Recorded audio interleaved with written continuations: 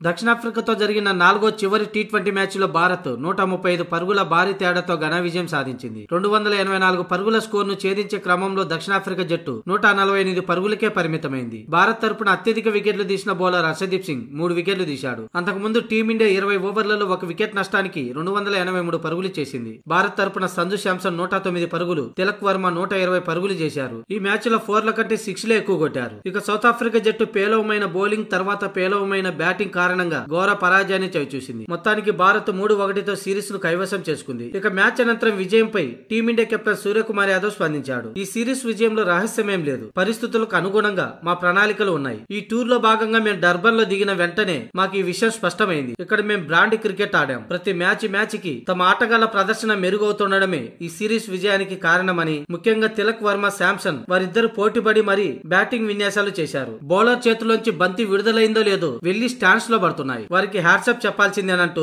సూర్య తెలిపాడు. అలాగే చివరి 2 మ్యాచ్ల్లో అభిషేక్ శర్మ ఫామ్ నందిపుచ్చుకోవటం సంతోషించదగ్గ విషయమే. మొత్తానికి టాప్ ఆర్డర్ లో ఈ ముగ్గురు బ్యాట్స్మెన్లు ఇలా చెలరేగుతుండడం ముందు ప్లేయింగ్ 11 లో ఎంచుకోవటం కష్టమే. ఎందుకంటే గిల్, జైస్వాల్ జట్టులోకి వస్తే టాప్ ఆర్డర్ లో ఎవరిని ఆడించాలనే దానిపై కొంచెం సందిగ్ధత ఉంటుందని సూర్య తెలిపాడు. ఇక ఈ సిరీస్ లో ముఖ్యంగా బౌలర్లది కూడా కీలక పాత్రే. విదేశీ గడ్డలపై సిరీస్ గెలవాలంటే ముఖ్య పాత్ర బౌలర్లదే. అందుకు అనుగుణంగా టీమిండియా బౌలర్లు అద్భుతం చేశారు. ఆరంభం నుంచే సౌత్ ఆఫ్రికాకు కళ్లెం వేయడం 4వ మ్యాచ్ విజయాన్ని సులువుతరం చేసిందని సూర్య తెలిపాడు. స్వదేశంలోనే కాదు విదేశాల్లో గెలవడం ఏ కెప్టెన్ కైనా సంతోషాన్ని కలిగిస్తుంది. ఇప్పుడు నేను ఆ సంతోషంతోనే ఉన్నాను అంటూ సూర్య తెలిపాడు.